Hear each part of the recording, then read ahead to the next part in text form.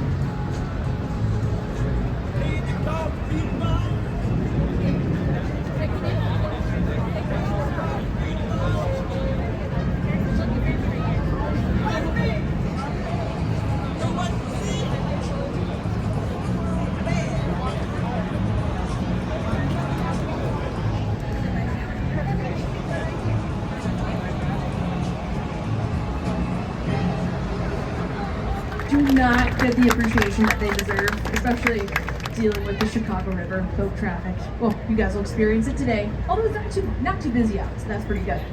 Hello, everybody. Princess Waves only on architecture boat tours apparently today. It's fine. Hello, welcome aboard. My name is Molly. I'll be your tour guide this afternoon on a river experience architecture tour. We're gonna push off in the next minute or so, but I'm gonna just reiterate a couple things and then ask the biggest flex that Chicago has to offer. Did you guys know that the first skyscraper ever built was actually built right here in Chicago? So cool, right? Chicago is the birthplace of the skyscraper. First skyscraper was built here in 1884. It's built by a man named William LeBaron Jenney. It's called the Home Insurance Building, and it was a whopping 10 stories tall. Wow, I know, cute the oohs and ahs, right? We've come quite a long way since. Speaking of tall buildings, I'd like to bring your attention to the first building on our tour, directly above us here to your right. This is the Trump International Hotel and Tower, designed in 2009 by Adrian Smith. This is the second tallest building in Chicago today, tops out at a whopping 1,389 feet. Fun fact about Adrian Smith, he's the same architect that designed the current world's tallest building, the Burj Khalifa. It's in Dubai. 2 Trump Towers. Picture that. That's the height of the world's tallest building. Simply amazing.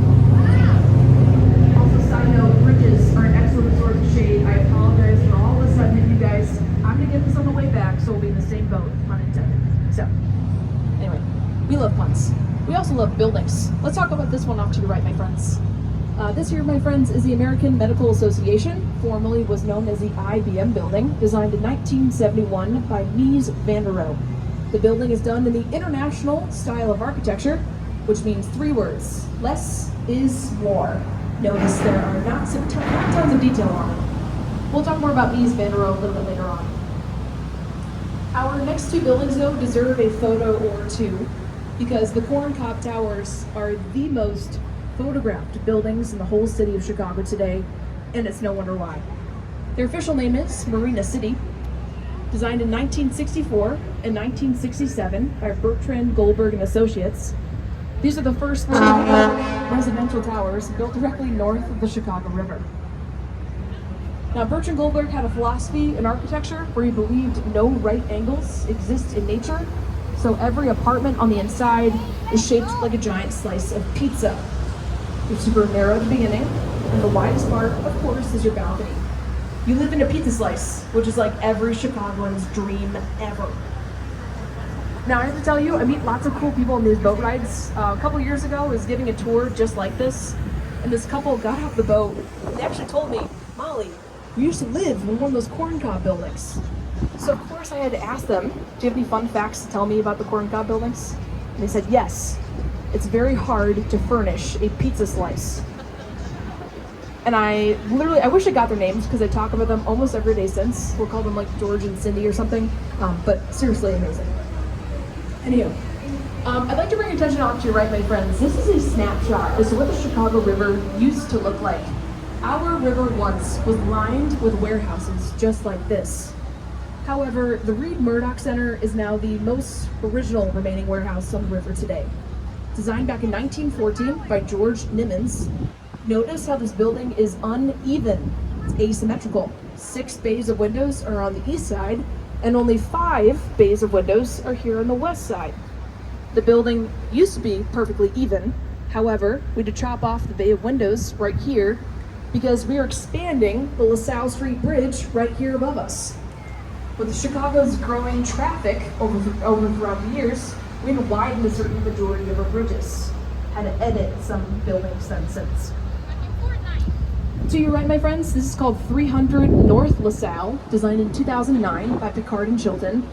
This building is so cool. It's LEED Platinum certified. It's the equivalent of winning an Oscar for a building. LEED stands for Leadership in Energy and Environmental Design.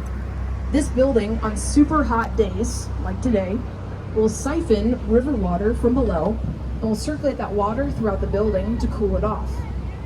All of that water is cleaned, it's reduced in temperature, and then it's returned right back to the river.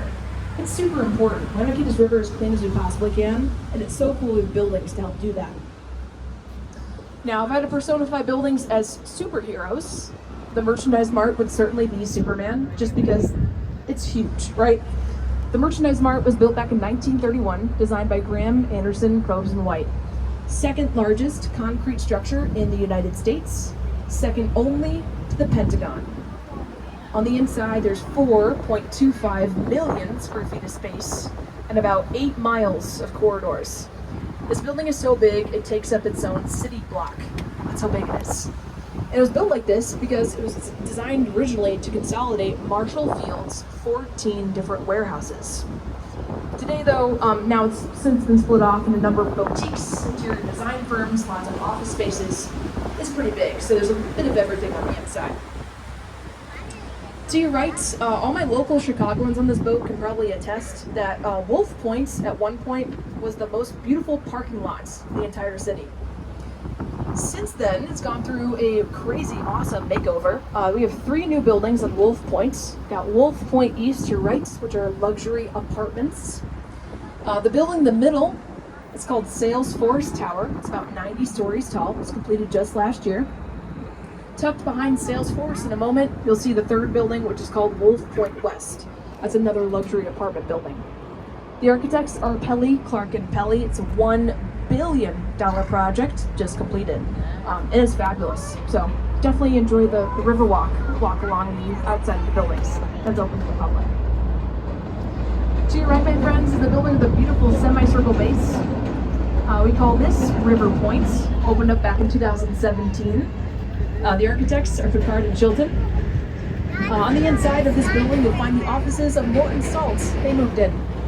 And that beautiful sculpture at the base, the kind of red, kind of swirly part, that's by an artist named Santiago Calatrava. He's an architect from Spain. It's called Phoenix. It's beautiful. So definitely go and walk along that too. Check it out. All right. We saw some choo-choos, some trains above us. The L trains, guys, was either green or pink line. The Lake Street Bridge is one of 2 bridges in Chicago that services those L trains that go across the river. They comprise what today we call the Loop. To your right, though, you got 150 North Riverside Plaza.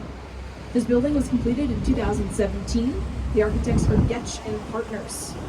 The building has a special design because of its unique location. It's sandwiched between the Chicago River and the Metra and Amtrak train lines on the other side. The base of this building is only about 40 feet wide, which is simply incredible. Now, something worth pointing out about these super tall buildings we're seeing here today, including the one now behind us. These tall buildings feature something called the damper system built into the very tops of them. The tops of these super tall buildings feature large tanks of water filled with hundreds of thousands of gallons. As the wind pushes these super tall buildings in one direction, the water will slosh to the other side of those tanks, counteracts any wind imbalance from the strong gusts of wind we have. Pretty cool, right? That's how we design modern skyscrapers. Let's look off to your right for a brief moment. We have 100 North Riverside, better known once as the Boeing World Headquarters, although Boeing has since moved their HQ to Arlington, Virginia. The building itself, though, is really neat. It's 1994, Perkins and Will. It's made of cantilevered construction, which means the south part of this building here is completely suspended above the train tracks that run right beneath it. There are train track switches that nothing can obstruct. That's why it's got to be suspended. So join me. There's actually 5 of those X's up there. They're part of this really elaborate truss system. 5 X's are like 5 giant fingers. That's what lifts that weight above those train tracks. Super cool, right? All right, off to your right, let's talk about this building. This is called 2 North Riverside, 1930, Halliburton Brutes. When you look at this building, think 2 words: Art Deco. You can tell this building is Art Deco right away by its limestone exterior, the vertical emphasis with those narrow windows, and those carvings on the outside too. Super typical of the style. Really popular here back in the 30s, still is today. All right. Now folks, these next 4 or 5 buildings off to your right that we're gonna see all belong to a larger group called the Gateway Center Complex. These buildings are all built and based around this idea that Chicago itself is the gateway to the Midwest. Noise-proof and vibration-proof. Even have state-of-the-art fumigation systems built into them too. So especially, well, when you work above train lines like these, comes in pretty clutch. Your tour guide's an art teacher. I forgot to mention that at the beginning of our tour. You guys get 2 lessons for the price of 1. You're welcome. Anyhow, this is the money shot though of our tour, I have to tell you guys. Take a look directly above us as our boat makes a slow but steady turn. We got the extra cool up close and personal glimpse of the Sears, aka Willis Tower. Your tour guide is from Chicago. I will be calling this the Sears Tower. I hope that's okay with you all. We'll talk about the name change though in case you're curious. But the Sears Tower above us is a whopping 1,154 feet tall. It is still the tallest building here in Chicago today, just FYI. It's awesome. It's designed back in 1974 by Skidmore, Owings, and Merrill. Now, my question is, do those two antennae at the very top, do those count towards the overall height of the building? Yes? Any no's? Hint, any no's? Sir, you are totally correct. Those antennae actually don't count towards the overall calculated heights. They serve a separate mechanical purpose. They send off signals and, most importantly, receive lightning. 5 glass boxes up there you might have seen too. Those are the sky boxes. They're also called the ledge. You can see up to 80 miles west of Chicago on a super clear day like today. And also like 103 stories beneath your feet. So if heights are like not your cup of tea, I don't recommend going up there. Maybe grab a slice of pizza, go on another boat ride, do some other, fun thing instead. And it's done in the Romanesque style of architecture. You guys look up at the very top, you see those beautiful tragedy and comedy masks carved in. Even the word building looks like it's spelled wrong because the U was replaced by, what looks like a V. A common trait in Romanesque architecture is honoring Roman antiquity, including Roman numerals. So it's meant to be like a timeless nod towards that. The theater itself on the inside is about 10 stories tall. The rest of the building is actually office space, believe it or not. And it's awesome, it's beautiful. Over here is where Chicago officially nominated Abraham Lincoln to be the official Republican running candidate for 16th president of the United States. So I know those things are no longer here, but they're still worth talking about. So, kind of cool. Just one of many. But in the meantime though, okay, take a look above us. Beautiful curved green glass building. This is called 333 West Wacker, designed in 1983 by Cohn, Peterson, and Fox. This building is a great example of contextualism. Notice, not only this building reflects the natural bend of the Chicago River, but also its natural color too. It might remind you of a champagne bottle in terms of its shape, design, and of course color scheme, which is really, really interesting because the building itself was designed during a certain era of prohibition here in Chicago. It's rumored that the architects, the Burnham brothers, were at a New Year's Eve party one night, drinking from the very illegal bottle of champagne itself when they got their inspiration for the building. Totally a rumor. I have no factual evidence on whether or not that's true, but I'd like to think it is. All right, friends, this white building above us to your right is a really tall, narrow one. It's called Mather Tower. This is Chicago's skinniest skyscraper, by the way, too. 1929, Herbert Riddle. If you look directly to the left side of Mather Tower, notice the same identical width of space. That was supposed to be the site of the second Mather Tower. Only one was complete though, due to lack of funds. Sorry guys, a different classroom. Anyway, my students don't drink in my classrooms, or there's random whistles in my classroom either. Ooh, unless it's a phone. Anyway. London House off to your right, formerly known as the London Guarantee Building. It's 1923, Alfred S. Alschuler. The building was well known for a jazz nightclub on the first floor, popular by the likes of Al Capone. Today though, it's a very fancy boutique hotel with a wonderful rooftop at the top of the building here. Those are called flying buttresses. Best vocab word ever, right? I taught 3rd grade once, and we did a unit about architecture, and that was they just couldn't stop saying that word. Flying buttresses.